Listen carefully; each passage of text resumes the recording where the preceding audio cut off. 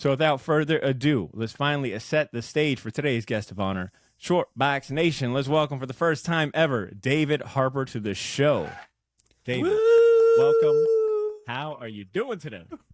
I'm doing great. I have to say, I have so many. One of my biggest problems about appearing on people's podcasts is I naturally want to interview them about whatever because I'm so used to interviewing people. But I have so many different things I want to ask. I want to ask about this Duval event because I'm so like I don't know. All I know is Duval is related to the Jacksonville Jaguars, and I want to know more about it. I want to know about what your plans are for 400. I just want to know all of it. Also, I love the fact we both start our podcast with yo, which is very unusual. Well, wait a minute. Has it never dawned on me that you started off with? Well, you know what? Yours is not as annoying and extended as mine is. Mine is very quick. I very specifically only do short intros. On my 400th episode, I actually apologize for doing a long intro, but I always say yo everybody to kick off every episode. So right. we're peas in a pod there. There we go. My yo is become like a part of the show, like a canon. Like when people write in all of our emails, at least in everyone that's been maybe listening for a long time, most of them start off with yo, short box, love the episode, blah, blah, blah, et cetera, et cetera. So, all right, I'm going to answer your two questions first because I've got like 100 for you. Duval Comic and Zine Fest. This is the second year they've done it, and it's a celebration of independent comic creators, zine makers from all over Florida. It's hosted at the Jacksonville Public Library downtown. So super nice library. They did the first event last year. Blew everyone's expectations out the water. Big shout outs to Professor Green and all that. I'm sorry. Big shout outs to the team that ran that event. They had Jim Rugg show up last year for the inaugural event to be like the guest speaker, and they let me interview him because I had already, I've had Jim Rugg on like 3 times, so there was already a rapport there, and he loved the event as well. Someone coming from like that zine independent comic background. Fantastic event. So this will be the second year they do that. And I don't have the guest of honor off the top of my head, but I'll have a link to that in the show notes. Wait, really quick. What is Duval? Like that's the Jaguars thing. I'm just thinking The Good Place and Jason Mendoza always shouting out Duval. So Duval is the county, is a county here in Jacksonville. And that's how fucking crazy we are here in Duval specifically, is that we wanted to stand out among all the other counties in Jacksonville and in Florida, and we've got our Duval chant that originated at the games and via radio. So that's just kind of like become our thing. So if you go to a Jags game, be prepared to not only hear it, but you better take part in it if you know what's good for you. Oh yeah, absolutely. Yeah, so you'll find a lot of things here in town titled like Duval, etc. Duval Comic Zine Fest, Duval Comic Show, things like that. And then what was your second question? Second question was, what are your plans for episode 400? Because I understand the stress of trying to come up with something special. I mean, we're comic fans, right? We got to do something big for the big round numbers. I'm glad you said that. My girlfriend, she's also been podcasting for a long time, but hers are, she's actually got a professional podcast. She talks digital, marketing and media and logistics. So, so she noticed that I was like kind of scratching my head about 400. She's like, why does that got to be a big deal? I'm like, you don't understand. In comic books, anything ending with 50 or 2 zeros is a big deal. You got even 25, the increments. You got to do something. At the moment, man, I don't know. For 350, I think we did a call-in show or a Q&A show. I don't think I've done a call-in show specifically, so I might go ahead and just bite your idea and do a massive call-in show and just take questions. So, I mean, it'd be fun. I started trying to book my guest for 400 around episode 340. And it didn't work out. Jim Lee, coming off panel. Someday it'll happen. I think we both share Jim Lee as a white whale. And I don't know if Jim Lee does. I mean, he's the president of DC Comics now. I don't know if he's going to have any time at all for even his live streams and stuff. He did an interview on NPR this week, and typically when you're competing against NPR, you're not really competing so much as losing endlessly. Facts. But one can dream, all right? I'll keep the podcast going as long as there's even the slimmest chance to have Jim Lee on the show. All right, David, let me go ahead and get this out the way because we're recording this episode on the Wednesday night that Miami Heat needs to lock this series up before the Nuggets make it a problem for them. Predictions on tonight's game? Who do you got in the series or possibly winning the finals? I do want to say it is Thursday, so in case anybody's like, God. "What? How did that work?" Are all over the place. No, I totally get it. My prediction is that Boston's going to send it back to Miami. Boston is a disaster, and they should not. I mean, Boston is a disaster, and always you can be a disaster, but they are a more talented team, and they should be in the position they're in. Agreed. So I think that their talent and the fact that they have home court tonight will drive it back to Miami, but I think Miami will finish it off in 6, and then I think the Nuggets will make pretty short work of them. Because the thing is, I don't know if you read this, Malcolm Brogdon from the Celtics had a really good line about the reason why the Heat have them, and it's because the Heat has a defined identity. They have a defined identity that the Celtics don't have. The Celtics are still trying to find their identity, which is bad when you're in the Eastern Conference Finals. And the Heat do. And the Heat will just hit them, and Jimmy Butler will will their way to the finals. But the Nuggets also have an identity, and they are way more talented than the Heat. So Jokic will be a bit of a problem, even with Bam being an incredible defender. Man, watching the Nuggets play is like watching a well-oiled machine. It's been crazy to watch them just sweep the freaking Lakers. Jokic is like he's a conductor. He's not really a basketball player. He controls every facet of the sport, and it is unbelievable. Sometimes even defensively, not as much as the offense, but he's one of a kind. Also, his arms are absolutely disgusting. I feel bad for that guy. He's just constantly getting cut up by everyone. Anyway, so yes, I'm going to call it Heat in 6, and then Nuggets in 5. There we go. All right, let's. It'll be fun to listen back to this episode and see what the predictions are looking like. Good. What do you got? You got to make your prediction too. I've got. I think Heat got it tonight. I think they're gonna close out the series tonight, and you won't hear me say that they're not going to take the finals. I'm a believer. I'm a believer that Jimmy Buckets is gonna take it home. So, but I imagine that series is going to go long. I hope it comes down to Game 7, but I'm rooting for the Heat on this. Yeah, understandably. All right, David, it's no secret that you live in Alaska. Is it Anchorage, Alaska? Yeah. Actually, do you mind if I evict my cat really quick? Well, I'm going to let him try to let... No, hold on a second. I'm going to see what happens here. I don't normally let them sit in here on podcasts, but they're already sleeping. Okay, here we go. Fine, man. All right, sorry. Continue. He's now sleeping in my lap.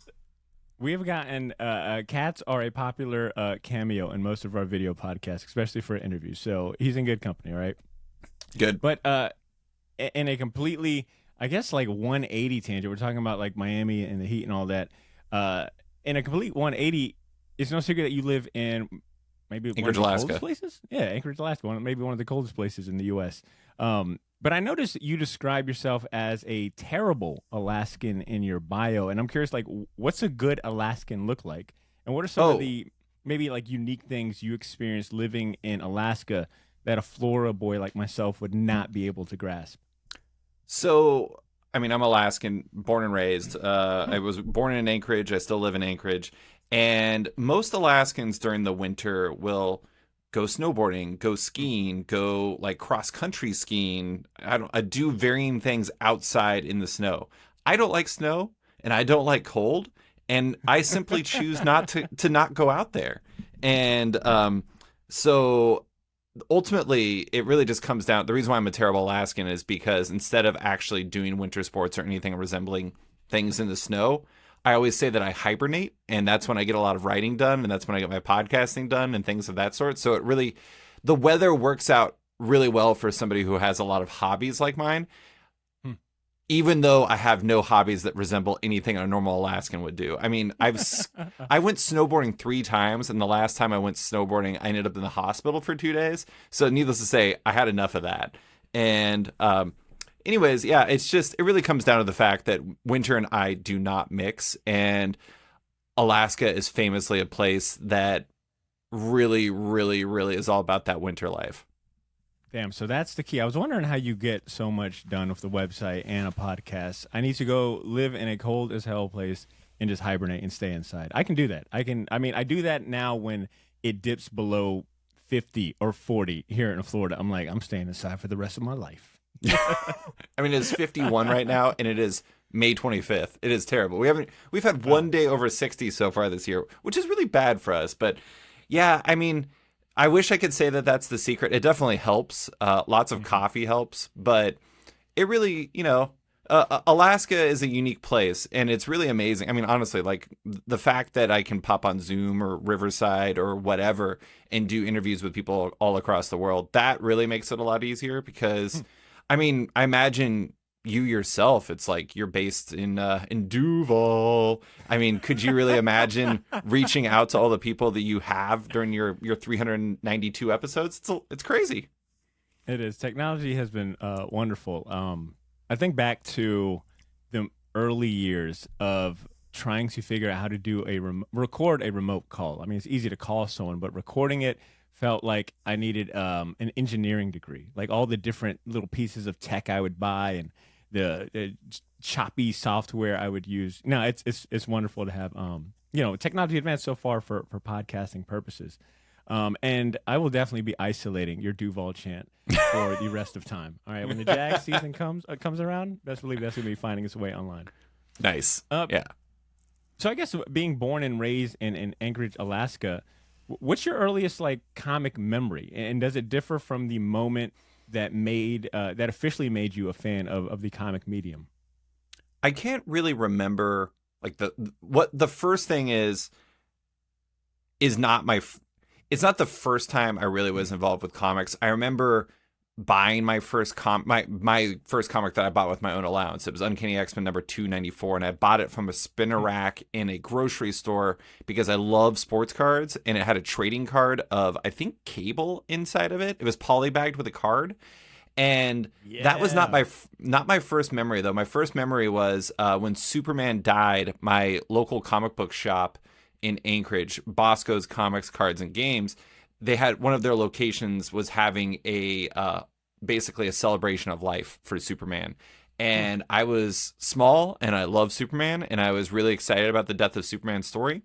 And so I went to the celebration of life, and I walked in a parade where I played a kazoo along with everybody else as we walked through this mall celebrating Superman. And looking back on it, there's probably, like, if I did that now, I'd probably be mortified because it was not a, quote unquote cool thing to do. But when I was 7, it was like the biggest deal in my life. I was like, I must celebrate Superman. So I would say that's probably the first big memory involving comics that I have is walking in a very strange celebration of life parade for Superman. That almost sounds like you joined the cult today. That's what it was. You joined the cult today, the comic cult that day. That was your initiation. Exactly, yeah.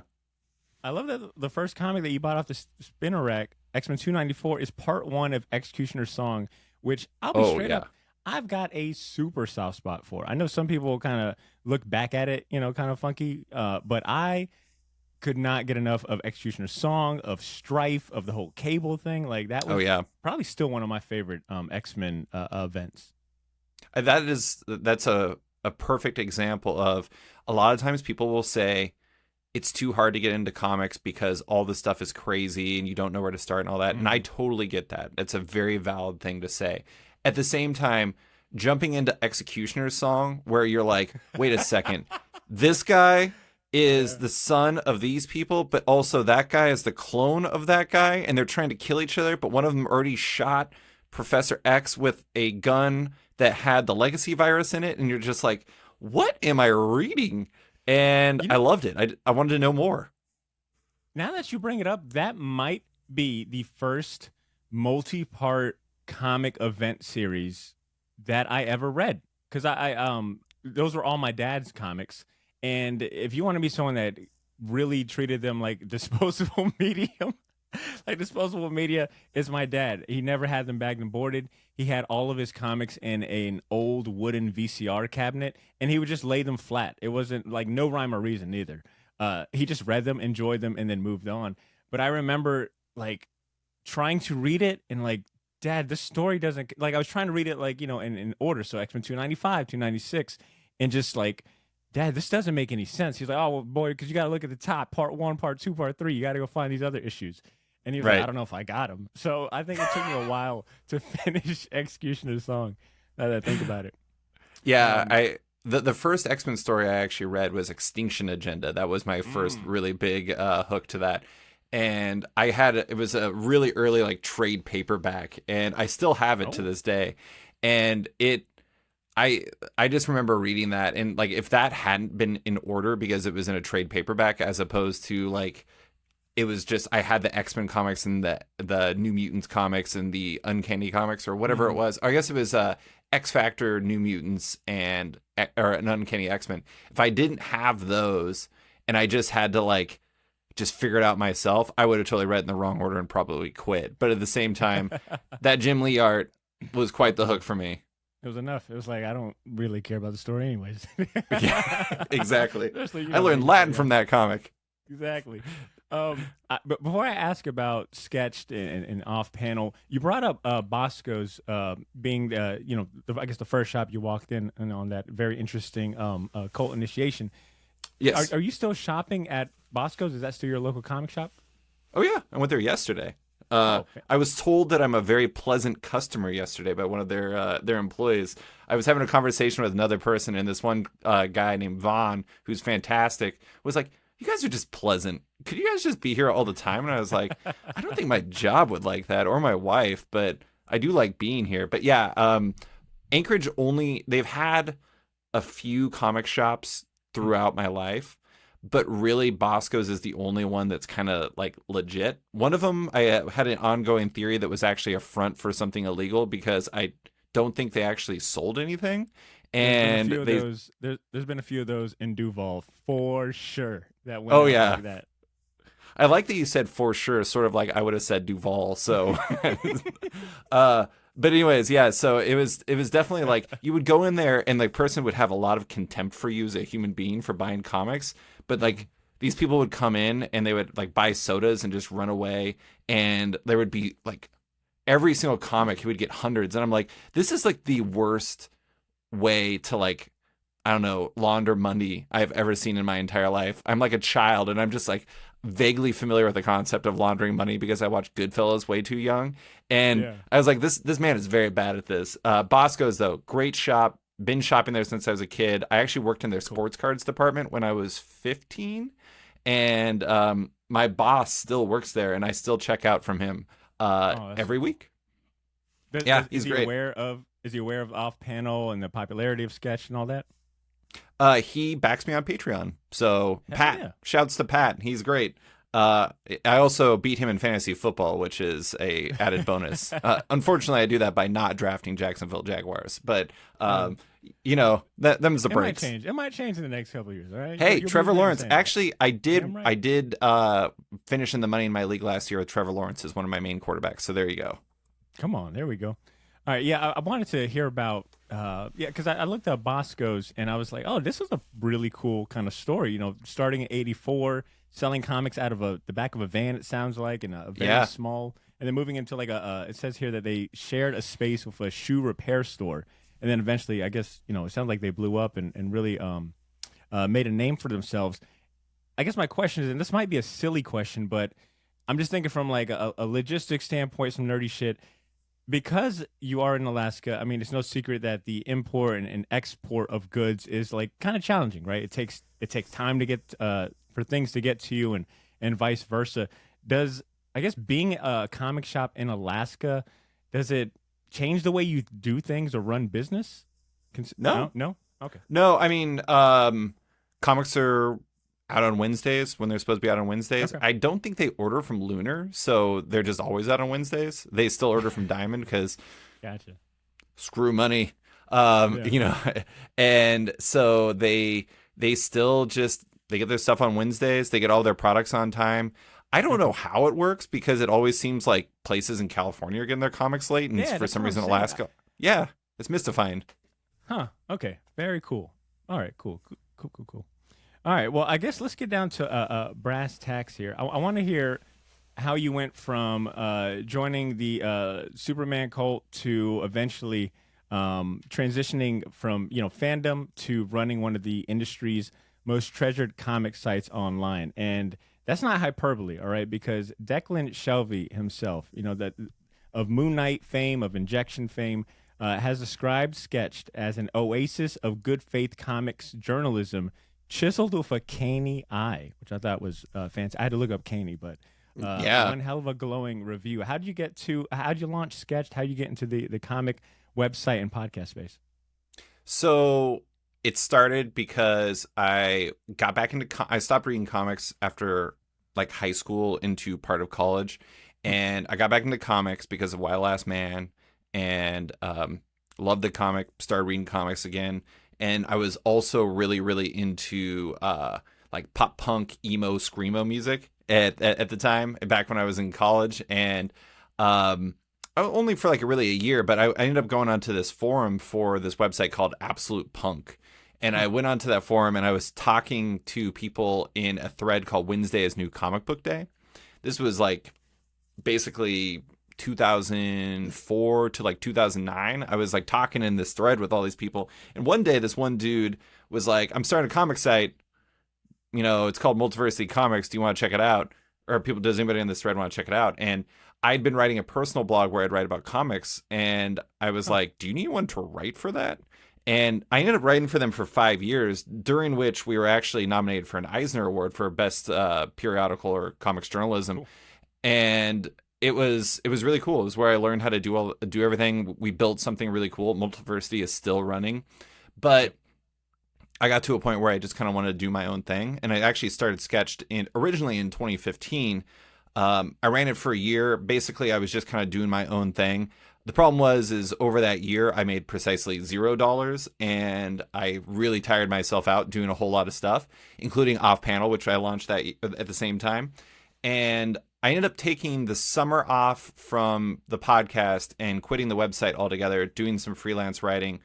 But then basically like 3 or 4 years later, I brought it back. I had been actually asked by a couple different companies that were like thinking of trying to bring Sketch back, and they wanted to pay me for it and everything. And as I kind of went down that path, I realized I was really excited about the prospect of doing it. And because I'm a really big sports fan and I'd really been paying attention to the way the Athletic had been doing things, and also this basketball site called Cleaning the Glass, I decided to use a similar subscription structure to actually try to monetize it.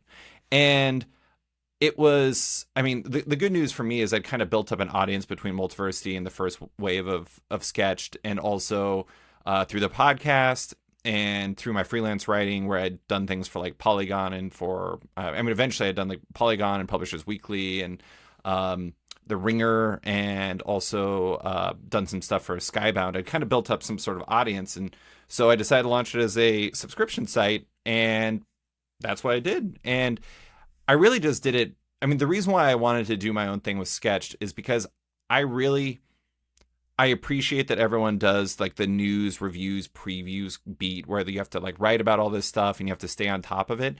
But I realized I didn't want to do the things that require timeliness anymore. I just wanted to look at stories that were interesting to me, and I wanted to follow my own curiosity, whether that was like, my podcast guests, I've had a very wide mix of people who have different roles in the industry. Like, I was looking back through my list, and I was like, I had a comics lawyer on the podcast to talk about like what a comics lawyer does and why precisely comic creators need lawyers and all of these things like that. I've had people who started Comic Cons on there. I've had editors, letters, colorists, etc., not just the normal creators. And it's really, the whole thing has really come down to, like I said, just me following my curiosity and trying to build something that I'm interested in. And thankfully, for some reason, people like it. I cannot explain why they like it. I like it, but I'm kind of biased because I'm the one that's doing it. So, but yeah, crazily enough, I've been writing about comics for almost 14 years now. And I've been podcasting about comics for 8 years, and Sketched has been around for like a total of like, I guess like 5 years now. And yeah, I do it because I love it, and I wouldn't be doing it if it weren't for that, because it's a lot of work. Oh yeah. Oh yeah. I can only imagine having a website that churns out the content that you put out in addition to running a weekly podcast. Like my hats off to you, and you could definitely add me to that list of people who enjoy what you do. You mentioned looking at sports writers and writers and articles as inspiration. Like on the comic front, were there any websites, podcasts, or other journalists that you were, looking at or for inspiration or just enjoying their work that might have maybe fed into what you were doing? This is a terrible answer, but the answer is no. I mean, to be honest, the writers I like the most, like my favorite website ever was Grantland. I don't know if you ever went to Grantland, but once upon a time, I loved Bill Simmons. I don't really love Bill Simmons as much anymore, but Bill Simmons was a big influence for me.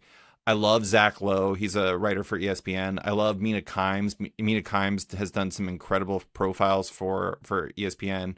Um, I've really mostly looked at sports, and I think that's part of the reason why my approach is the way it is I kind of look at comics like somebody looks at a sports writer looks at sports rather than, you know, I don't really look at the characters as much as the kind of business and the industry and the art form in a very specific way. I'm always looking at the story behind it. That's not to say there's not a lot of really great people. I mean, Heidi McDonald's amazing. I mean, Tom Spurgeon, who ran the Comics Reporter and passed away a few years ago, is just an absolute legend. And like, he was just, I mean, one of the best to ever do it. There's a lot of people who have done it, but I wouldn't say that they were an influence because I mostly started reading their stuff after I started, doing what I did. So I guess I could say that they have become influences, but it was mostly the sports influence going into all of it. Understood. I can respect that. So there was no formal training in regards to like writing. You didn't go to did you go to college for writing? What did you go to college for? I went to college for marketing and Okay. basically I went to business school. And in the process, I also got an English minor because I always wanted to write. Gotcha. I actually wanted to be a fiction writer, but then I actually realized I really liked. I for my local newspaper, the Anchorage Daily News, I actually did food reviews, restaurant reviews, and I also did like pop culture writing where I'd interview like musicians who were coming up and things like that, and would write profiles on those people. So I did some of that, but I never really had any like journalistic training, which is probably why I'm extremely bad at it and still write articles that are like 5,000 words long. I mean, for listeners that don't know, which is probably most of you, I mean, one of the things that I'm known for is I write a lot of long form features where I research stuff for months at a time. Like, for example, I did the first piece I did when I returned to Sketched after my break was I did an oral history of the Marvel event Annihilation, where I talked to like everybody that was involved with it and then did this big oral history looking back on it. That took me 4 months. And that's a lot of my pieces take several months at a time, and I'm just kind of always cooking them in the background. I also have a day job, so there's a lot of cooking in the background going on all the time. So, yeah, it's just there's a lot of spinning plates. I'm just always just trying to see what I can do to keep things working, and if I get overwhelmed, I just take a break and This give is everyone else a break too. this is all starting to make a lot of sense. Hearing these different inspirations and the work that you had done leading up to, well, really laying down the foundation to what we're enjoying now.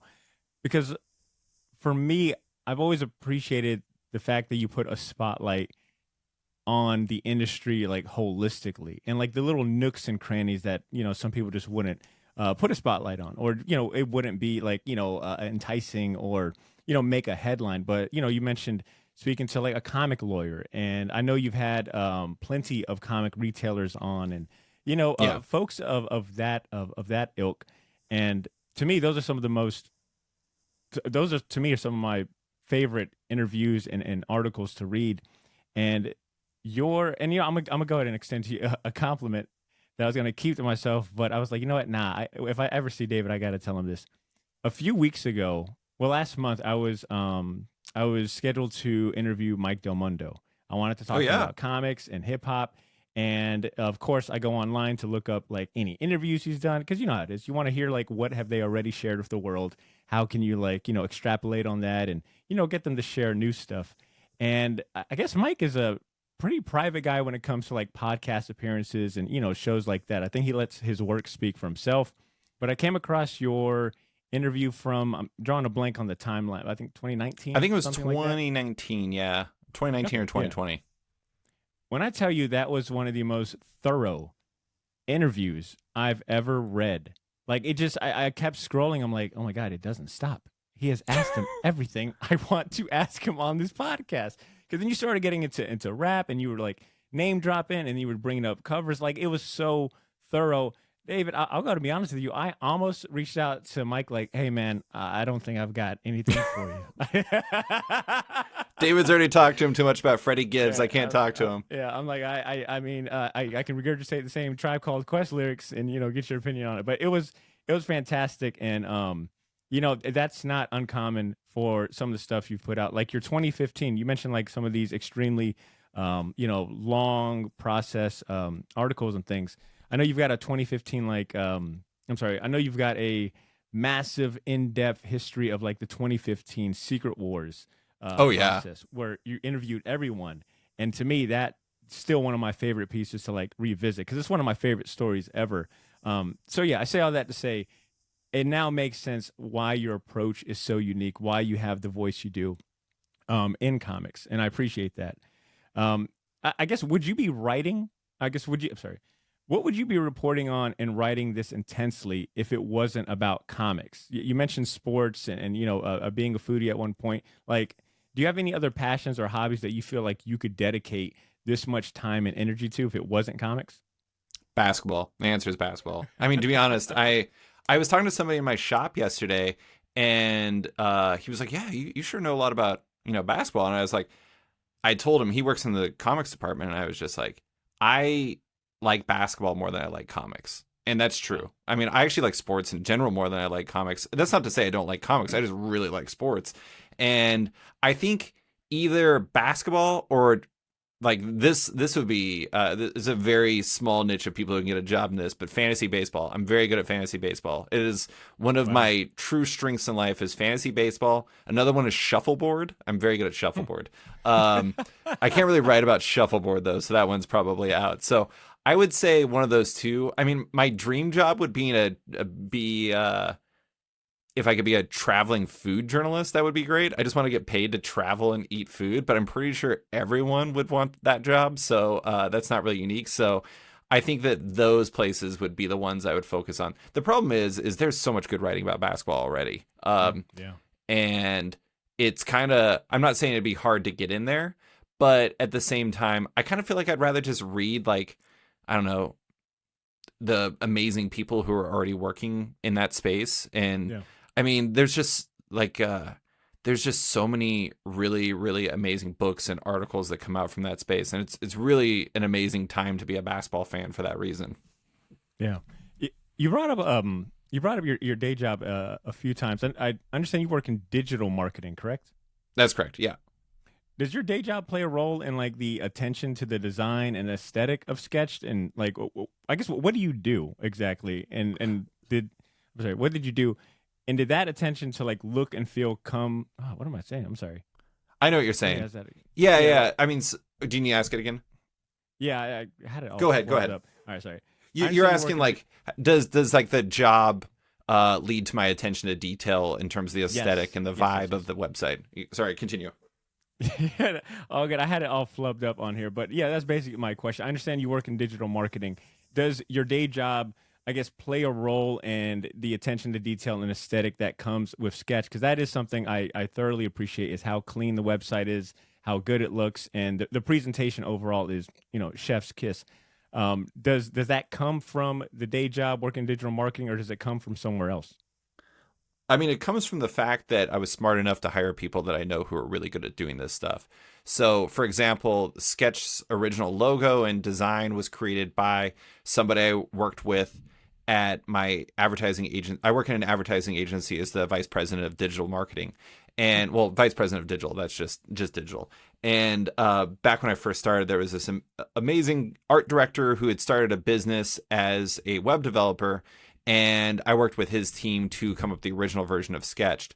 And then when I was bringing it back, there was another web developer I had met who had a friend who had done like app work for like the NHL and things like that. And I worked with him to come up with the new version where like one of the things I really wanted to include was footnotes that you could click on and it would bring up a little note about it.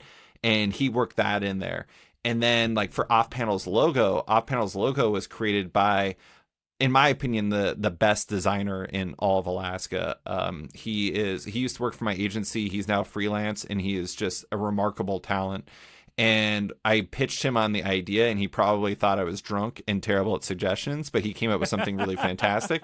And I've kept it ever since. And so I would say that my job helped me most in the sense that it helped me know what I don't know, and it helped me know people that do know the things that I don't know.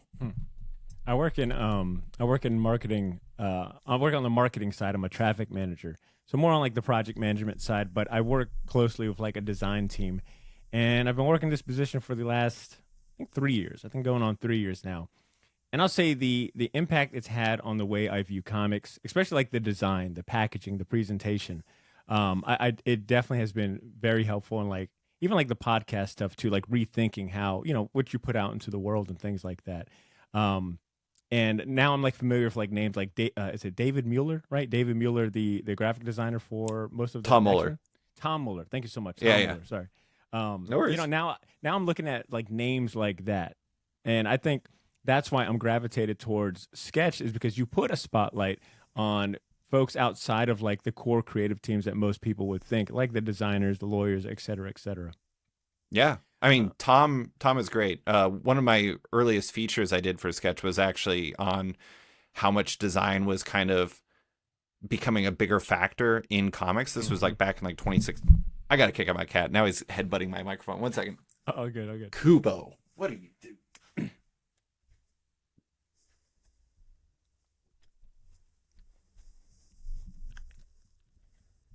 The funny thing is the other one is just now sleeping in a bed next to me and is probably going to go and stare at the door, and then they're going to start yelling at each other. But anyways, I did a feature on design in comics back in like 2015 or 2016 where I talked to Tom and Jonathan Hickman and a bunch of other people who do design in comics. And I don't know. I mean, that stuff is really important because the design for everything is such a huge factor in terms of how you engage with stories and how you, I don't know if people even will continue reading. That was my big thing for Sketches. Like, I didn't really care about flashiness. I just wanted it to be easy to read.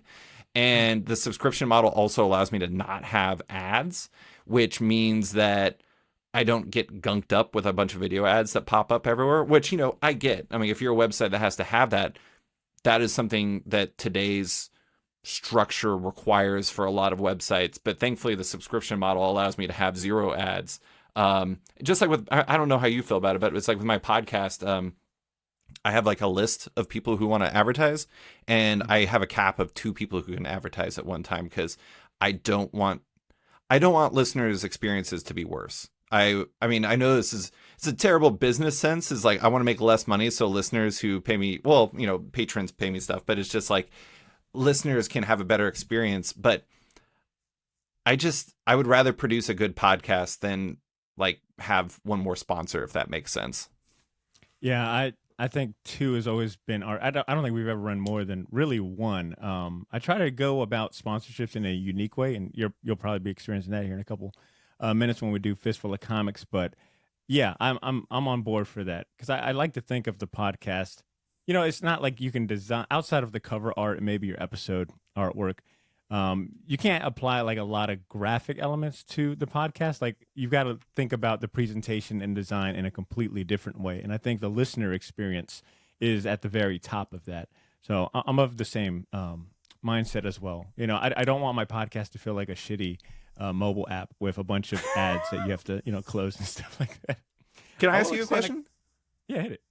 Yeah, I was, when it comes to like when you're coming up with, you have a guest on and you're coming up with how you approach the interview and everything. Like, what is your approach? Like, do you have like something that you view as like a successful approach to an interview, or like, or what is your approach in general, I guess?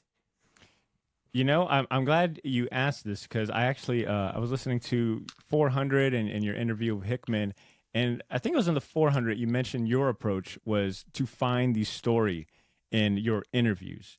Yeah. And when I heard you say that, I was like, huh, have I been doing that? Is it? I know it's not a conscious thing where I'm asking, what's this person's story? What is the story of or the pitch behind it? But I think unconsciously, I try to find like, what is it about this person's story that might resonate with a listener that either enjoys comics from strictly a fan perspective or someone that's inspiring to be a comic creator or do what they do. I think I try to find like the what is the word I'm thinking about?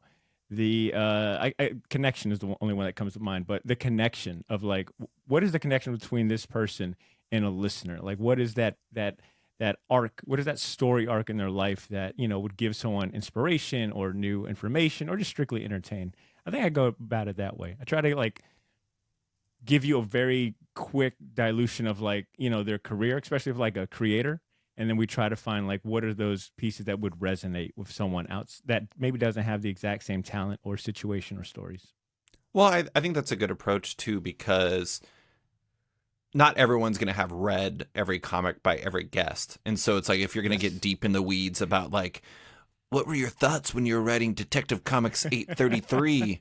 And I'm like, apologies to whoever actually wrote that comic, but it's just like, not everyone's going to know that. Not everyone's going to know what happened in every single comic. So digging in the weeds like that becomes like an exclusionary approach. And so I think it's good, you saying what you do, it's just, that's a way to bring listeners into the story, I think, a little bit better. Yeah. Some of the best compliments I've ever gotten about the podcast have come from people who don't read comics at all, that gave an episode a shot because the interview sounded interesting and they didn't feel lost. Like that is always my goal and I think sometimes that holds me back from maybe appealing to maybe more serious, quote unquote serious comic collectors or readers. I like to keep it high level enough where someone could just jump in and have an entertaining listening experience, but still inside baseball enough where like, a comic guru could be like, oh, he knows his stuff. So I think walking that fine line of offering I think I look at it like this is still a podcast. We happen to talk about comics, but I want to appeal to as much, as many people as possible. I think I'm trying to put out a quality product that can be enjoyed by all. So I bring that into like the interviews and stuff like that. That is a much smarter approach than me, because my approach is basically, I described it to my wife of like, I'm not really like the 401 class, but I'm probably like the 301 class for, I'm like the third level where it's, junior year. It can be very inside baseball. I know a lot of creators and retailers listen to my podcast, and I think it's because it's like very in the weeds in that sort of way. And it's like a bunch of the wonks, like the people who are really into this sort of stuff listen to it. But I imagine if you're just like somebody who occasionally reads comics, you probably listen to it and you're like, what is this dude talking about and who is Stiltman? Yeah. You just brought up, I'm going to get to that Stiltman thing here in a sec, but you brought up your wife, and I learned from the issue, and I learned from episode 400 that she's involved in some of the, I guess, the behind the scenes stuff for a sketch, right? Is it strictly design? She's an artist, right?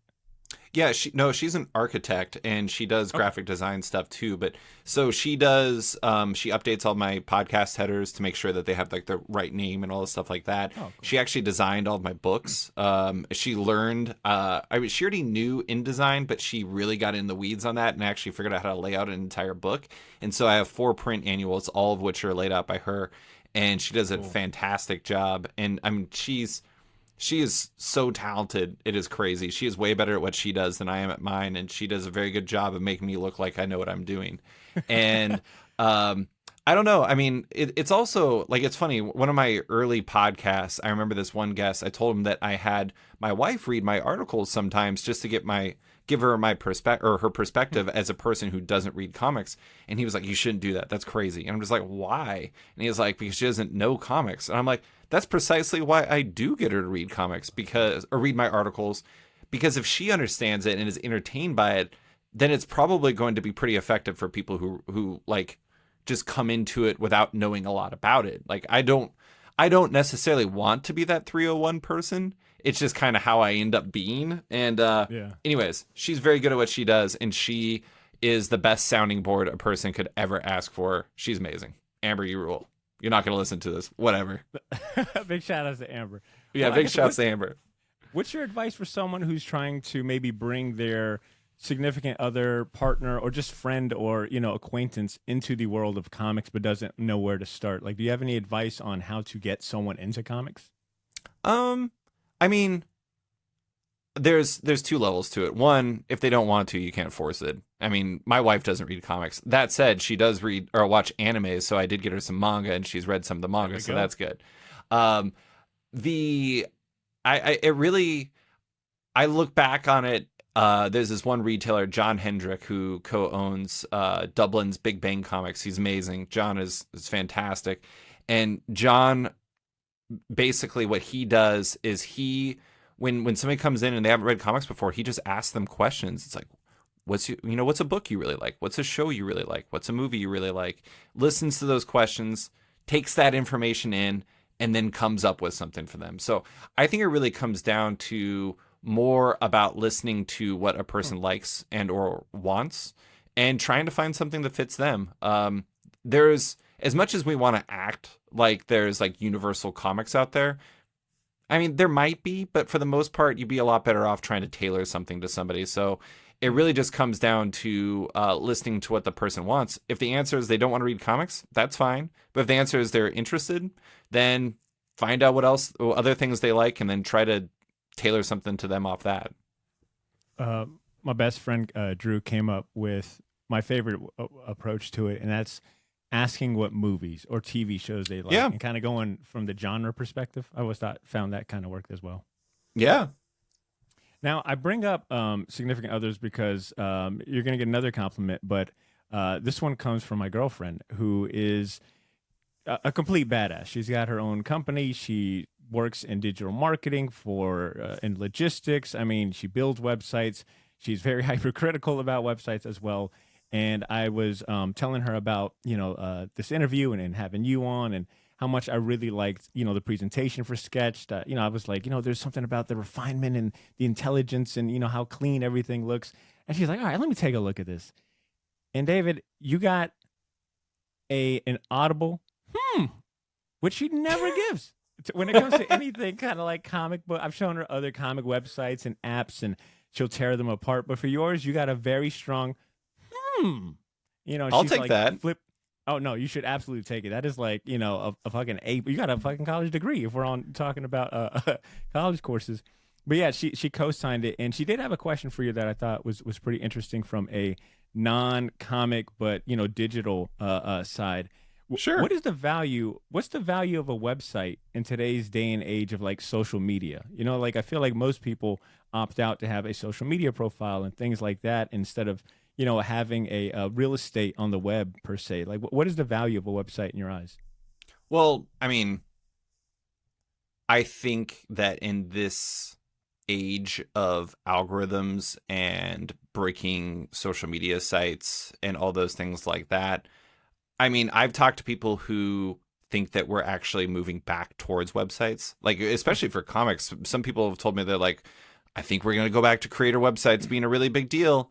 And I could absolutely see it.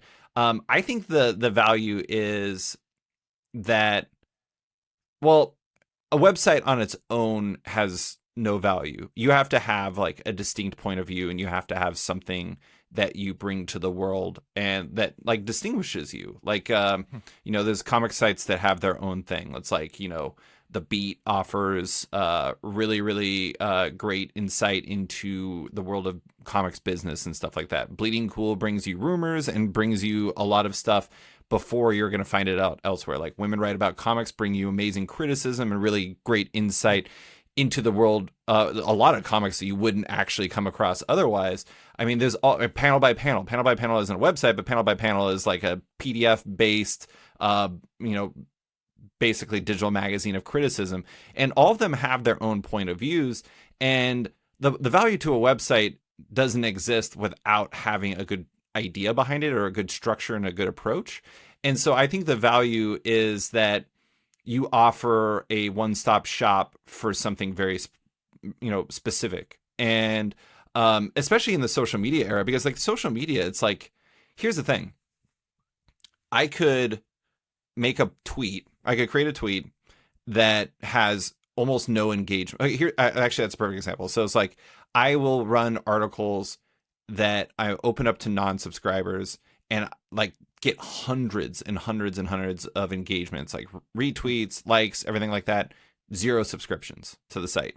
And then I'll run one that's like deep inside baseball wonky stuff. Like today I wrote an article about how people who shop at comic shops, their habits are shifting. And I interviewed a bunch of readers and I wrote about that and talked about why these things are happening, some of the commonalities that are happening. And I have only the very first part is before the paywall. And I've gotten like 8 subscriptions today from that. And I have, I think, a total of like 5 likes and like 2 retweets. And so the question becomes, for me, it's not a question of what's the value of the website. The question is, what's the value of social media in that situation? Because I consider engagement, like likes and retweets, generally speaking, I consider that to be kind of low calorie engagement. For me, like the metric is subscriptions. And so, and the metric is like, are people reading this and engaging with it? And so the weird thing is like switching to the subscription model has actually changed my kind of paradigm where social media isn't as valuable, except for in the sense that it raises awareness of what I do. So I guess the value of the website comes down to it's kind of my everything. It's the place you'll find off panel. It's the place that you'll find all of my writing. It's the place you'll find me. And the weird thing is I think for a lot of people, it's like, I'm David Harper, but I'm also the sketched guy or the off-panel guy. And so, or the sketch D guy. A lot of times people mispronounce sketched, which is funny because it's a fake word, so it's totally understandable. But anyways, yeah, I mean, it's probably imperfect answer to, what she was asking about. But at the same time, that's kind of my view on it. It's in 2023, I just don't know if social media is as valuable as it once was, beyond like an advertising standpoint. Like organic reach is just terrible, and sometimes it's not even that meaningful. I think she would 100%, not to speak for her, but I've heard her, speak a lot about the value of owning your own content, having, owning a spot on the web, and it kind of equating a website to having real estate instead of like renting out a social media profile or something like that. So well said, and I can't wait for her to hear this part. All right, I want to take it great. back to comics, but specifically in terms of something. Speaking about your long form content, something a recent article that I read from you. First of all, the range of topics that you cover for the long form articles on the website, I think are great offerings that I personally appreciate as a reader. You had a recent article about your reading habits and approach to prioritizing what you read, and shared something called the immediacy index, which I thought was pretty fucking badass, for lack of better terms. All right, I feel like that is a conversation that you always bring up with other readers, with other friends that are into comics. It always feels like we're always looking for some sort of magic formula to figure out what's the best way to go about reading all these books I buy. Like, how do I prioritize this and that, and how do I get caught up? And it sounds like you might have figured that out with this index. Can you explain the immediacy index? Well, first off, it's total nonsense. I mean, it's kind of like it's me trying to make method to my madness. Mostly it's madness, but most of us are looking for that, though. We're looking for that, well, though. And you brought up, you brought my wife earlier. My wife did all the graphics for that, so shouts to Amber once again. But I mean, basically, it just kind of came down to like, I have like some arbitrary rules to my reading habits. Like if I don't read 3 issues in a row before, if I have to buy 3 issues in a row and I don't read it, as a rule, I drop it. It's just, I'm out. And because if I let it sit for that long, it's clear that I don't like it as much as I think I do, even though I tell myself I like it. I mean, a lot of it's just formalizing those rules, and then also kind of thinking about what comics really mean to me and what the urgency is behind it, and then creating kind of a hierarchy to it. So it's like the top one is, God, what was it? Is the day one is the things I read first thing. And like, those are typically like X-Men books or like Ed Brubaker and Sean Phillips comics.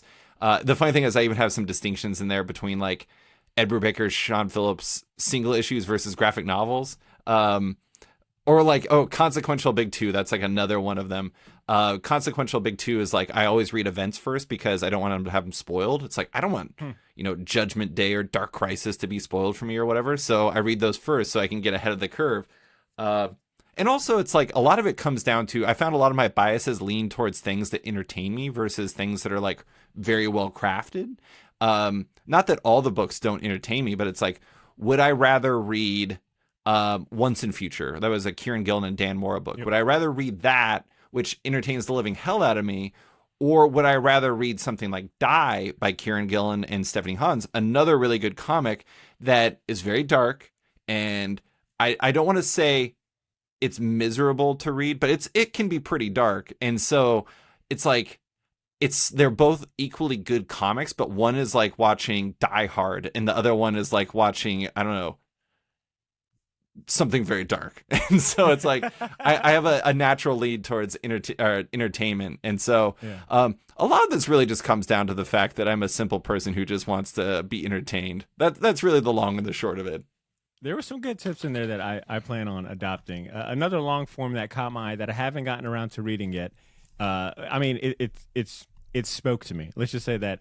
Pizza with all the extras, the story behind the X-Men and Pizza Hut promotion 30 years later, you best believe that is at the very top of my reading pile.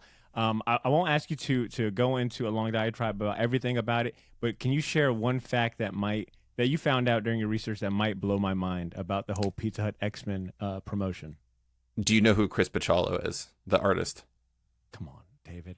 Don't okay. disrespect me like that. So here's you would learn this if you read the article, but the gist of the article is in 1993, there was a Pizza Hut promotion where they had all these placemats and a special personal pan pizza box and cups and all this stuff. I talked to the dudes who did it and who put all of that together, and I tracked them down. And it was partially inspired because artist Russell Dauterman, every time I would bring it up, he's like, you need to write about this. You need to write about this. And I'm like, get off my back, Russell. I do what I want. And eventually I just did what Russell wanted, and he was totally right. But Chris Bachalo, so basically at that point, he was a Vertigo artist. He had mostly done stuff related to, he had done a Death series, and he was not somebody who'd ever drawn for Marvel at that point. He had done an Incredible Hulk issue, but it hadn't been released.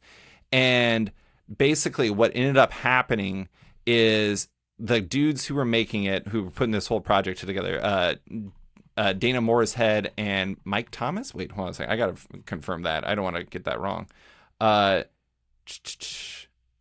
Morshead and Mike Thomas. So those two guys were putting this all together. They were just like listing off artists that they really liked. And they were like, we should get Chris Bachalo to do one. And so they got Chris Bachalo to do one. He was like, are you sure you want me to do this? And they're like, yeah, you're awesome. So he apparently used to go to 7-Eleven and have superhero cups with Slurpees in it. And so he had some nostalgia for it. So he dug into that and did kind of like a Jim Lee inspired thing. And that was done. He went back to his Vertigo work. And so one night, Dana Morshead was in his office and Scott Lobdell comes in and he's like crestfallen because the person who was supposed to draw X-Men Unlimited #1 had to back out. Something happened with their scheduling. And he was like, do you know anyone that I could get for this book? And he showed him the cup that Bachalo did. And he's like, this guy's great. And they ended up calling Bachalo right then. Bachalo declined and then called back a little bit later because he said his wife said he'd be crazy if he didn't do it. So he threw his name in there. And that is the only reason. Well, that's not the only reason, but that was the first time Chris Bachalo worked on the X-Men, and shortly thereafter he did Generation X with Scott Lobdell. And it's entirely possible, there's no way to tell, but it's entirely possible without that Pizza Hut project, Chris Bachalo would have never drawn an X-Men comic. Which is crazy. Blown sound effect. That is insane. Okay. I mean, he's drawn so many X-Men comics too. Yeah, he's like synonymous with X-Men. And to tell me that the origin of it comes from terrible pizza. Hey, I'll tell you what. When you're 9 years old and it has a bunch of X-Men stuff, it was the best pizza in the world. Yeah. Agreed. Besides Godfather's dessert pizza. Shouts to Godfather's dessert pizza. My first job was at Domino's, and I would constantly berate my boss, like, "We never did anything cool like Pizza Hut X-Men." Like, I would just let him know that all the time. Oh yeah. Yeah, that was a good. That was. I feel like ju- you gave me a lot of info in that recap, and I just have a feeling there's even more great tidbits in the long form version. So Well, I'll go ahead and what recommend. Go ahead. I was just gonna say. I mean, the funny thing is, like that article is actually a really good kind of microcosm for what I try to do. I try to find stories that are really interesting to me, and my hope is that if they're really interesting to me, they would be interesting to someone else. I actually, do you know who Raina Telgemeier is? No, I'm not familiar. Raina Telgemeier is one of the most popular cartoonists for like kind of middle grade and kids comics. She did a book called Smile, and she sold like millions and millions of copies. She's like the Beatles to children. She came up and she spoke at my comic shop, Bosco's, this past weekend, along with a bunch of schools and everything, and it was packed. It was crazy. And she had this line that I really loved where she said, she does a lot of auto-bio stuff, and she said that basically something along the lines of like the personal can be universal. And I think that that's kind of what I try to do. It's not that I'm trying to make universal stuff, but I'm trying to do things that I'm really passionate about. And if I write about those things, maybe other people are passionate about it too. And sometimes I succeed and other times I don't as much.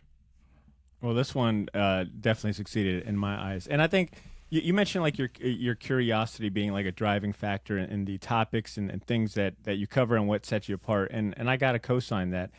I look at just the list of long form content you got, and some of these headlines and subjects. It's like, damn, I'm glad someone is thinking like about these like obscure things and wanting to like bring them to the light. So kudos to you on that, man. I'll tell you. Wait, actually, I'm going to kick out my other cat real quick. 1 second. Yeah, everybody getting kicked out.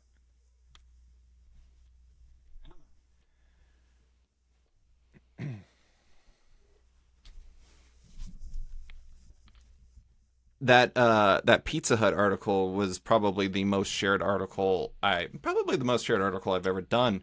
And the thing that was really cool for me is I got an email from the people who created X-Men the animated series telling me how good of a job I did. And I was like, Oh hell yeah. that was unexpected and I appreciate it. That's awesome. That is awesome. On the topic of time management, so you've given us some good tidbits in regards to maybe how to prioritize our stack of books. At least for me, it did.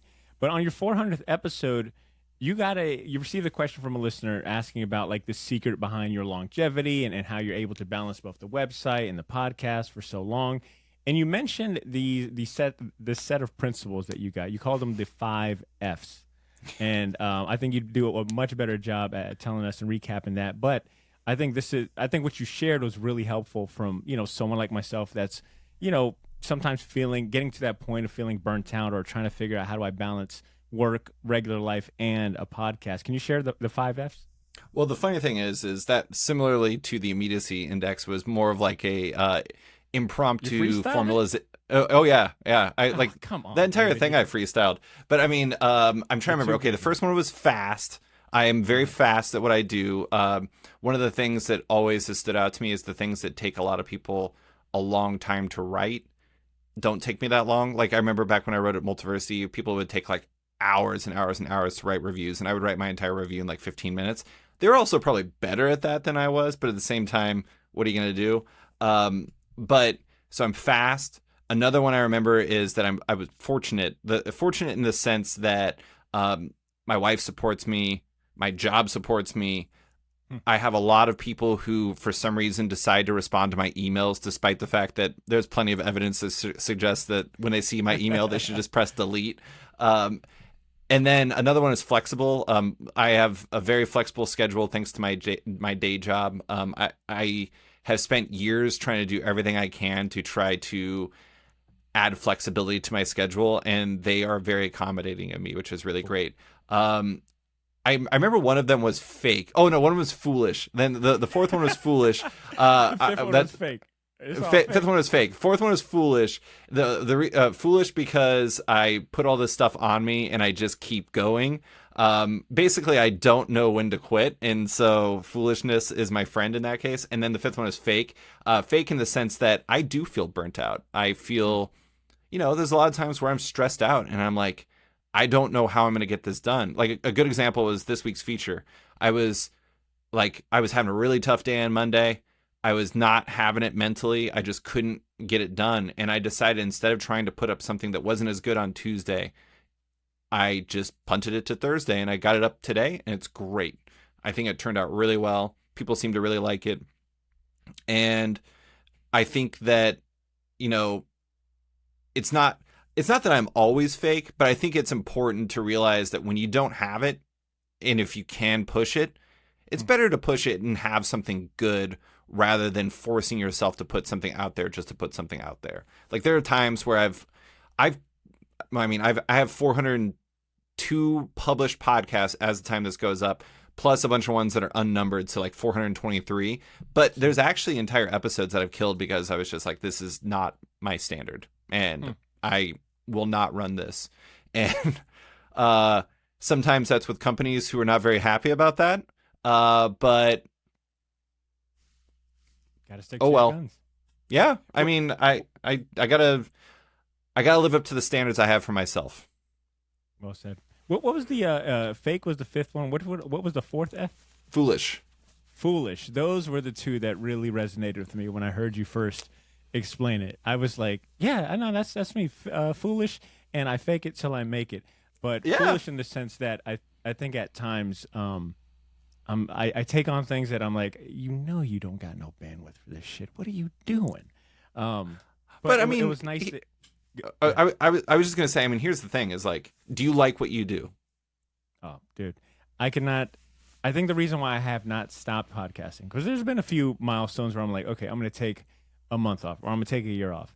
I think it's because I couldn't imagine not doing this. Not sharing my hobbies and talking about this thing that I love so much. It's very hard for me to imagine doing anything else, on a on a Thursday night, before the finals, Before the Heat lose to the Celtics. But I'm sorry. All right, but I mean, I will say this: you're good at what you do, and you like what you do, so why not, right? Well said. Yeah, I'm right there. Let's switch gears to something a little more lighthearted, and let's address the elephant in the room, David. Where does the origin of your Stiltman fandom, and it's not even really fandom, it's kind of like borderline obsession, come from? For our audio listeners, David is pointing at a really cool. Oh, that's the Stiltman Marvel Legends. That was a figure, right? Was that a with extra legs? I actually had people mail me legs.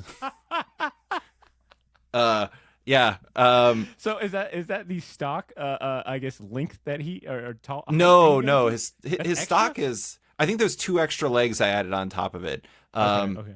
Yeah, so I had somebody who bought Hand Ninjas and they just mailed me the legs. And so I have extra legs because of it. I actually have more legs than just the one that's up there, but at this point it's basically maximum ceiling height. So so where are you at? Did you ask where my origin of it? Where does this obsession with Stiltman come from? And can you give me, I mean, I'm up here challenging you now. Can you give me one trivia that would blow my mind about Stiltman? So, 2-part question. Well, the funny thing is, I'm not going to say I don't love Stiltman, but to some degree, it kind of started as a bit, and then it just continued and kept going and going and going. And I do really love Stiltman. I think all versions of Stiltman are great. And part of it is because I have a deep love for the kind of like grinders of the world, the ones who really aren't that good at what they do, but they just keep doing it because it's all they know. And I mean, objectively, Stiltman is a stupid idea. It is just a terrible idea. Like any number of things, like, I don't know, tripping hazards, or, I mean, at one point he actually gets taken out by cockroaches when Daredevil realizes he has cockroaches in his suit because he had in storage for so long, and he lives in New York City. He's gotten taken out by a lot of really, really remarkably dumb and easy things that only Stiltman would get taken out by. But the thing that I love about it is the fact that it's an objectively dumb idea that everyone in the universe knows is dumb. And yet, at least 6 people in the Marvel Universe have taken that identity and tried to make it work, which tells you that there's like a desperation amongst these grinders that you are ready and willing to try out a very dumb idea to make success happen. And if there's anything more relatable than trying out dumb ideas just to try to make success happen, I can't think of many. And I don't know, I've always found the idea of like this legacy in superhero comics to be really interesting. It's like Batman begets Nightwing, Nightwing begets Robin, Robin, et cetera, et cetera. There's all these different characters.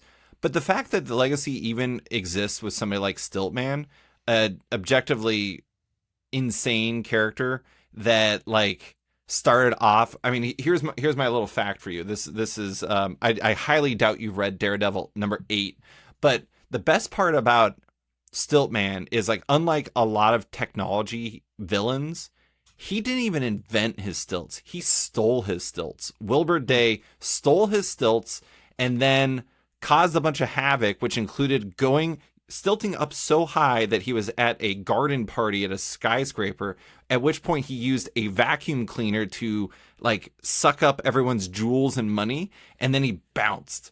And anyways, he's just a deeply absurd character. And I've always loved the absurd characters that work because of comic logic, but also work because just sometimes people make bad decisions, and sometimes those decisions include putting really long stilts on your legs and walking around and trying to commit crimes. The worst kind of decision right there. And it's a terrible decision. I'll have you know, I actually have read Daredevil #8, only because when I was first getting into comics, it was the House of Marvel in my house. My dad only, for the most part, like his collection was like 99% Marvel and then some DC, a little bit of Image here. But when I first got into comics, I read through everything that he had, and he was always kind of preaching to me of like going back and reading like the original stuff, and so you could appreciate what was out then. So he would buy me, and I would also spend a lot of my hard-earned Domino's non-X-Men funny money on like essential Marvel books. And I remember reading the Essential Daredevil was like one of the very first ones I bought, and thinking, wow.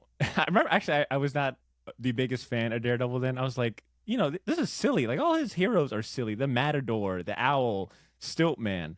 But obviously he's quickly grown on me.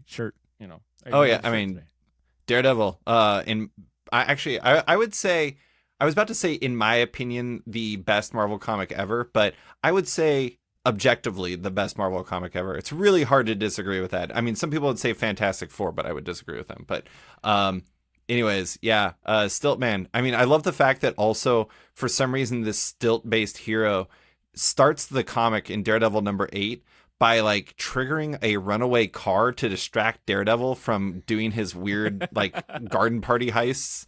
It was completely unnecessary. The whole thing is just remarkably dumb. I love it so much. Yeah, Stiltman is the walking embodiment of #4 and #5F right there. Foolish and fake. It was also the last time that he was respected, his first appearance. No more respect for a Stiltman.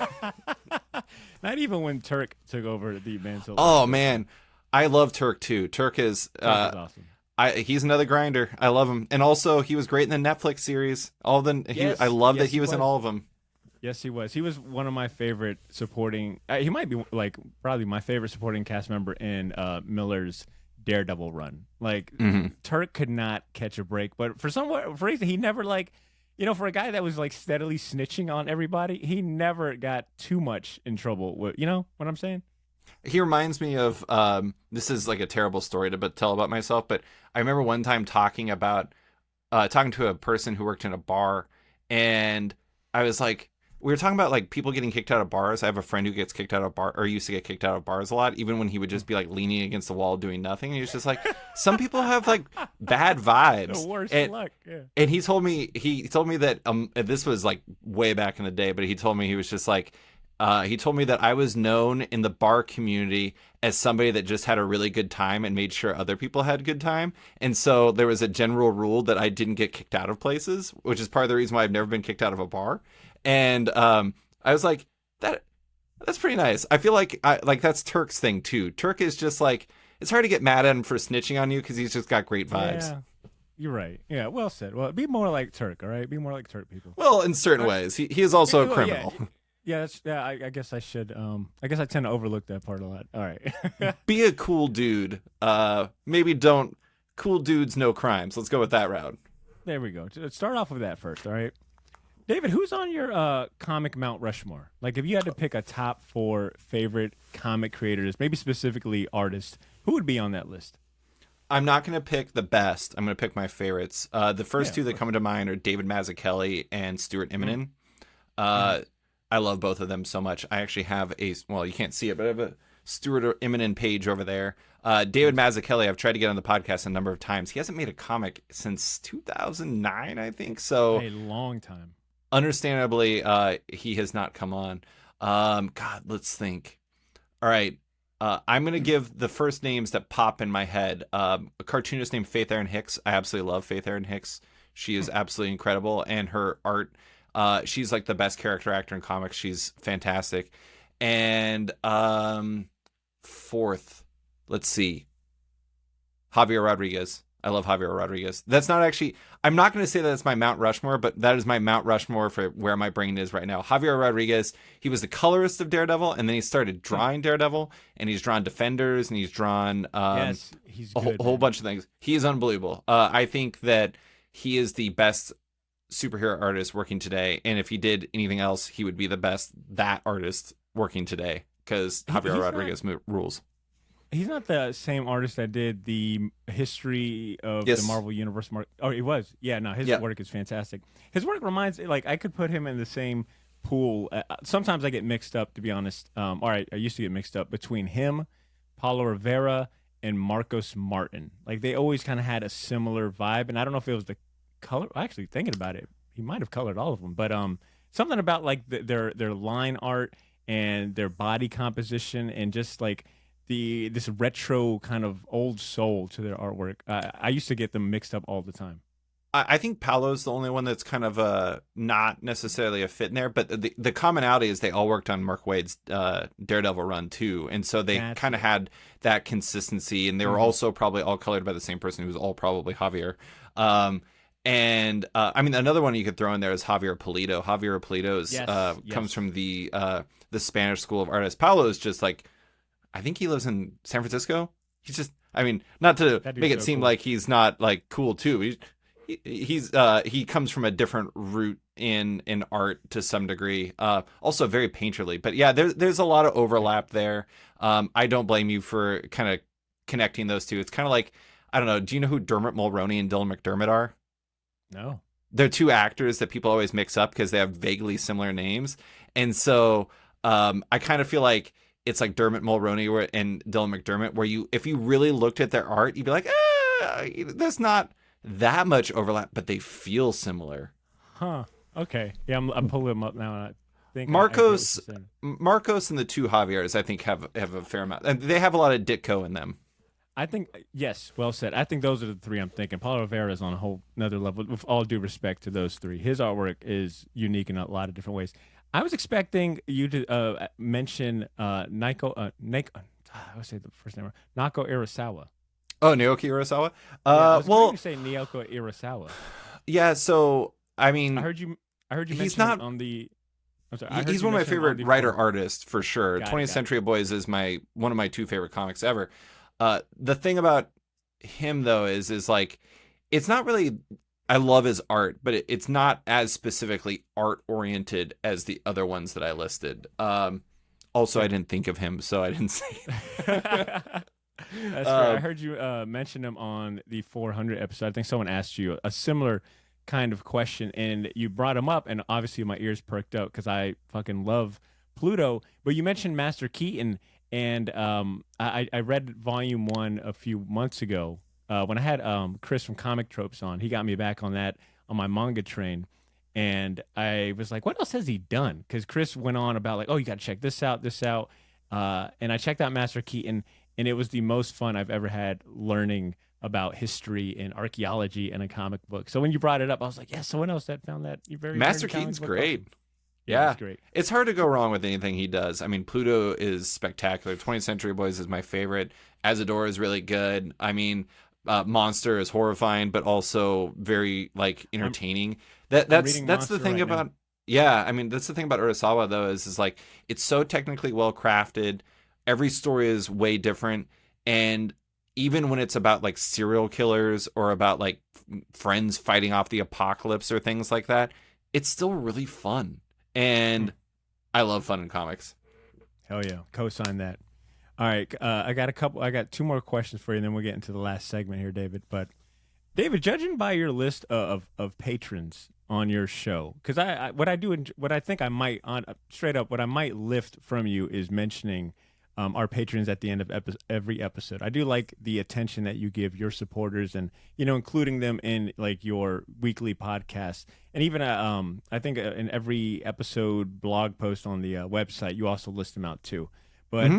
I was blown away when I seen some of these names, right? Like your patrons list is not limited to, but it includes comic artists like Terry Dodson, Spider-Man editor Nick Lowe, Fiona Staples from Saga fame. I think Ram V is a patron himself, and the list of comic creators and industry professionals goes on and on. Which I feel like that must be a big honor in itself that people like what you're doing enough to support the brand, especially like folks that work in the industry themselves. Like, I like to think that they spend so much time in it. They probably like you would kind of imagine like I guess I find it surprising that people that are so ingrained in the industry, um, I don't know. I think that's just impressive. Is what I'm trying to get at. But what was the moment for you that made you feel like you had made it, or instilled confidence in what you were doing with off panel or sketched? Like, can you zoom? Can you? Was there a particular moment, or maybe like a creator supporting you or saying something to you? Mm, I really wish I could say there was, but to be honest, it's like I don't know. I mean, I think part of being in Alaska is I never really feel like I'm kind of part of it in my own way. And like I'm kind of separate. And I mean, it's really exciting a lot of times to, have the names kind of pop in there. And but at the same time it's just like if there's one thing that having the podcast has taught me, it's that these are just people and that I try not to put Yeah. them on a pedestal. Because if I put them on a pedestal, to be honest, I would like lose my mind all the time. Like if I was just like, oh my God, how's this person talking to me right now? So I wouldn't say that there's one that came in where I was like, oh my God. I would say probably the closest I've ever gotten is, like I don't know if you ever get this sense, but sometimes you get a sense as to who listens to your podcast and who doesn't. And so, it's like I knew like I'd talked to Fiona before. Hmm. I'd talked to Terry before. I'd talked to Rom before. Like I remember meeting Rom before like Rom was like really blowing up back at Comics Pro in Portland in like 2018, I think. And I mean, Rom is just like the best. Rom is such a great guy. So I knew all those people, but I remember one day I was on a treadmill and I checked my email and I saw the latest. I don't even think they go by it anymore. It used to be Milk Fed Masterminds, but it's the Kelly Sudaconic and Matt Fraction newsletter. And Kelly Sudaconic wrote this big like email doing all these different things and was kind of catching up on things that she's been enjoying. And one of the podcasts that she specifically cited was Off Panel. And there's three podcasts she cited, and I like legit like almost fell off my treadmill. And I was just like I was so bewildered because I've never talked to Kelly. I've talked to Matt once, and seeing that come in, and then like Kelly started backing me on Patreon, and it has been so kind and so like thoughtful, and like will comment about like different things. Like she really wants me to read Sandman, and like sometimes I'm just like Kelly Sudaconic wants me to read a comic because she wants me to talk about it. And like that is so bewildering to me. And anyways, I would say that's probably the one that like surprised me the most. And was the most I was probably the coolest to me. I just like I legit like I like stumbled on my treadmill, and it is not an advisable thing to do when you're on a treadmill. So but yeah, I mean it's really it's really cool to have people who read my stuff and or listen to my podcast and think that it has value and that it helps them in some sort of way. Like one of my favorite things anybody has ever told me, and I've heard this multiple times from like creators, they've told me that listening to my podcast is like listening to creators talking, or like, it's like listening to people. It's like the conversations they have when they want to talk about comics. And like the fact that I can get to that level and I can get to a place that like a depth that they're at is really like, I don't know, that's meaningful. And it means a lot to me when people say nice things like that. Also, Brian K. Vaughan once told me I was like comic book family. And I was like, my mom had to have hacked Brian K. Vaughan's email. There's no way that this happened. That's great. That is great. What do you remember from your first? Podcast episode? Because I know that it was. I've heard you mention that it was Sean Gordon Murphy out the gate, which I think is fucking a mic drop right there. But I couldn't find the episode like on Spotify or Apple Podcasts. I'm assuming it's probably behind a paywall or something. But what do you recall from like that first episode? And like what has been, I guess what's been like the biggest? I'm sure this is a loaded question, but what's been like the biggest growth up to 401? Like, have you noticed like a significant change in like how you interview or how you view comics? Like, what do you remember from the first one? I mean, the biggest things are probably the reason why you can't find it has nothing to do with the paywall. It has everything to do with the fact that I'm very bad at podcasting. I have no idea why. I didn't even know it wasn't out there. So I will look into that. I think Spotify. Sorry, go ahead. Yeah, no. I was gonna say I think the earliest episode I could find on Spotify was like 139, and that's if you filter from like earliest to most recent. So just a heads up. Maybe it's different on Apple Podcasts, but whatever. Well, Spotify is particular. There's a reason for that. Part of it is like rights issues, and I didn't want to get yelled at by Spotify, and I don't. Some of that stuff with music is nebulous, and I didn't want any lawyers to yell at me or anything like that. Fair enough. Like every person I've run music from has given me permission to do that, but some of them have become bigger than that, or bigger since then. And so I really don't want to get yelled at by like licensing groups and stuff like that. So as far as Apple Podcasts, I don't know why I'd be on there, or why it wouldn't be there. But the biggest thing I've learned, well, first off, I'll just say like it was easy to get Sean just because I'd been already doing comic stuff for 6 years by the time I had started off panel. And so I'd already made a lot of connections. And so, and I'd also done a lot of interviews, so I was pretty comfortable with it. So actually talking to people has never really been a problem for me. The big problem was I had no idea how to do a podcast. The first podcast I did not have headphones or a microphone, and I was in a giant room that was cavernous. And, so if you ever discover that podcast, you'll probably be like, wow, this is some super subpar audio quality. I'd be like, Brian K. Vaughan, he's a member of the family. This guy? Yeah. This guy is must be like the hot mess family member that you guys don't talk to. The black sheep. Yeah, exactly. But anyway, so I would say that, I mean, honestly, the biggest thing I learned was just steadily getting better at the technical side of the job. I had no experience with any of it, and I had to learn on the fly, and I progressively got better at it. A big part of it was listening to feedback and realizing that people are giving me feedback and it's not malicious. Like I remember one time somebody told me that like they couldn't listen to it on the subway because the audio levels were so bad. And so I figured out how to level properly, and just figuring out how to edit properly, figuring out what I want my podcast to sound like.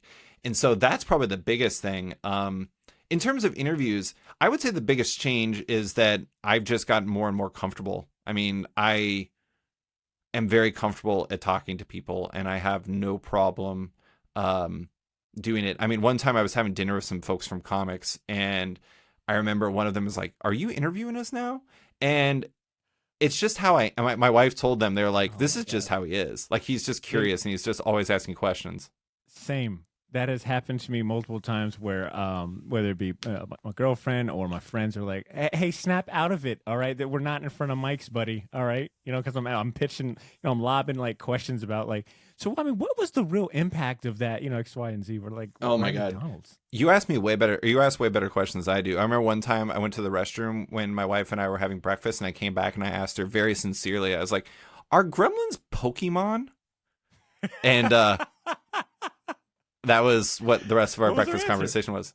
What was the answer? Conceptually, yes, but it also suggested that there was another level. And then I actually talked to my friend about it later, and he said that he thinks the Gremlins from Gremlins 2, they get like turn into electricity and like host like talk shows and stuff like that. That's like the final evolution where they start developing distinct personalities that can speak and things like that, or turn into a spider, much to my chagrin. I don't like spiders, but anyways, yeah. So it's just that's my nature. If somebody wants to talk about whether or not Gremlins are Pokemon, they have a podcast with me. And there's a long form 5,000 word article coming your way soon. Oh, hell yeah. I mean, did you get in my journals? You know what's coming? I do have to say, I probably should wrap up pretty soon. Oh, yes. Okay, I got you. Okay, I got one question for you, and we'll do this, and we'll be out of here, all right? Okay, well, we can do the 3 comic thing, too. Okay, done deal. Well, yeah, that's what I mentioned for this next one. Okay. All right. Okay, well, speaking about I don't really know if this is tied together, but it's the only segue I could think of. Speaking about your journals, actually, no, that's a weird segue. I don't know. I told you if you need to ask whatever you were transitioning into, feel free. Oh, I mean, I'll probably go short a little bit. No, all good, all good. I told you that speaking about back episodes and stuff like that. I told you that I'd listened to the Hickman episode before we talked, and I did. I listened to episode 324 from 2021. So your second Hickman interview, which is kind of a flex to be able to say. That's 3. So, yeah, exactly. That's my third episode. Yeah. I've had him on 4 times, but regardless, yeah. Oh, well, he was on in like 2016, 2015. Well, I think regardless, it's it's probably lost, but yeah. Of the 3 I could find, it was number 2, but it was from 2021. He's on there talking about Substack. I mean, it was during the pandemic, so working from home. But man, the knack you have for creating like laid back, disarming, but yet like really informative conversations and the segues that you go down is something that I definitely inspire to incorporate more, like that kind of laid back vibe. I think I still really like a rigid kind of outline, but your conversations and your conversation style is such a smooth listening experience. And your convo of Hickman, I thought was a great example. You guys started talking about like the cost of milk and how that is a good like sign of like the economy and shit like that. And then you went into talking about X-Men, and then he was very open about humble bragging about making his creative team money, which I thought was really cool to hear, like a really confident comic creator like him. But you've mentioned that Hickman is, I think you even answered my question when I submitted it, but you've mentioned that Hickman is one of those interviews and one of those people where you've come out of the interview a way better interviewer, or it makes you a better interviewer because, he'll push back, he'll force you to go down different lanes and things like that. What's the best advice you could give to an aspiring podcaster, interviewer, or someone looking to be like the next David Harper when it comes to approaching comic creators or bringing something new to comic analysis and journalism? Don't interview Jonathan Hickman. It's really stressful. No, I like Hickman. Sorry, Jonathan, if you listen to this podcast, my bad. I think that the best advice I can give a person doing anything involving all of this, or whether you're writing about, sports or competitive cooking shows or whatever, is like, you can succeed doing what everyone else does, but if you find what you want to do and you do it well, then I think you'll find more success, both in the sense that I think people will connect with what you do, and also you'll like what you do more. A part of the reason why I left Multiversity Comics back when I did was because I didn't want to do news anymore, and I didn't want to review The Walking Dead anymore, and I didn't want to write previews, write-ups anymore. I just wanted to write what I wanted to write. And I like it a lot more because of it. I'm just following my own curiosity. And so if I can give, whether it comes to interviews or whether it comes to articles you're writing or whatever, if you lean into the things that you like, and if you lean into the things that you're interested in, then you're going to be more successful than if you're just like, I don't know, asking about Batman or something like that. Like, everybody can ask about Batman, but can you ask, I don't know, The thing I always point to for people, my favorite question I've ever asked, my favorite conversation I've ever had in the podcast, I can't believe I didn't bring this up when you asked that question for 400, is Becky Cloonan came on, and in the front of her book, By Chance or Providence, she dedicates it to two people. One is to Madeline Pryor from the X-Men, and then the other one is I think it was Madeline Pryor. Yeah, and then the other one is to Guy Davis, the artist. And like it's like this poetic thing to Madeline Pryor, and then the next one is to Guy Davis. Thanks for the toaster oven. And I asked her about the dedication, and we ended up talking about toaster ovens for like 10 minutes and like talking about like tuna melts and making stuff like that. And the thing is I think a lot of people, when they do interviews, are afraid of leaving the roadmap. And the thing is like a roadmap is great, but you can't let it take away from the journey. That's a very like Hallmark version of what I'm trying to say, but it's just like the journey comes from like following your curiosities and following the things you're interested in, whether that's toaster ovens or Stiltman or whatever.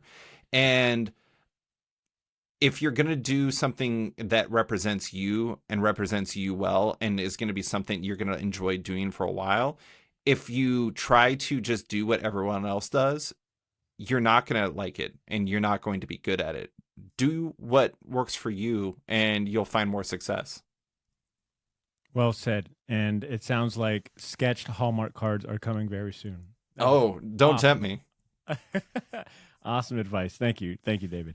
All right, David, I know that we are, the game has started, so we're going to get through this next segment in lightning speed, but I would feel remiss if I didn't invite you to join us for our infamous Fistful of Comics segment, and we're going to get that started right now. Okay, here we go. Intro music. Either have a mouthful of teeth or a fistful of comics. Fistful of Comics is the segment dedicated to helping all you comic-curious newbies and loyal Wednesday warriors find the best new comics, find the best starting points, and creative teams that you can't afford to miss. And always down to help us with that mission is our friend Ben Kingsbury, the owner of Jacksonville's premier comic shop, Gotham City Limit. Truth be told, he does all the heavy lifting for this segment. All right, I don't want it to seem like I have some sort of input in his list or anything like that. Ben combs through hundreds of pages of previews. He's a fantastic comic shop owner. There's no one better you could ask about the best new comics coming out than Ben Kingsbury. He's got a sixth sense for finding great comics, is what I'll say. So let's get some music going and see what he's got for us today. Music goes. All right. Kicking things off, Ben has got not only a very interesting new comic series coming out from Scout Comics, but he's also got some words of wisdom when it comes to simplifying your comic buying process. So add this to the index, the immediacy index that David brought up, and I think you got a good formula. Here's Ben. Good morning, good afternoon, or good evening, Shortbox listener. I'm Ben K, representing Gotham City Limit in Jacksonville, Florida. And these are my 3 final order cutoff comics you should add to your pull list immediately. First up, Scout Comics presents Space Outlaw #1. You know, the best part of going through all these badass comics coming out each week is that I've pretty much figured out what I want to read just by some simple bulletin points. Does the following comic contain space, outlaws, alien bounty hunters, a protagonist who's actually the universe's most deadly villain? Check, check, check. Yep, check again. Remember, Shortbox listeners, yep, you guessed it, the truth is out there. Ben's got to go and just coin that phrase at this point. All right, he owns that phrase at this point. Once again, that was Space Outlaw #1. Writer, artist, cover artist, variant cover artist, all done by one man, Marco Fontanelli. Hopefully I'm saying that right. This new Western sci-fi series is coming out through Scout Comics and hit shops on July 12th. All right, next up, this next pick will have you either seeing green or possibly purple if you've been looking for a reason to bust out your best Bruce Banner or Hulk cosplay early. Take it away, Ben. Next up, The Incredible Hulk #1, the newest volume to the Legacy Incredible Hulk series. And no, as much as I love the writer Donny Cates, who previously did the last Hulk run. This is not your Inception Hulk anymore. Back to the Age of Monsters, where Hulk originally began. Fun fact, did you know Hulk was inspired by DC Solomon Grundy? That's why the Hulk was originally gray, not the green you know him for now. However, I digress. I think I can speak for all Hulk fans when we say all we really want to see is Hulk smash. I'm telling you, what other comic segment is giving you words of wisdom, tinfoil hat theories, and comic trivia? All right, only through Ben Kingsbury. Once again, that is the Incredible Hulk #1. This new chapter for Marvel's famous Jade Giant comes to you from the creative team of Philip K. Johnson and Nick Klein and Matt Wilson. You can pick it up on June 21st.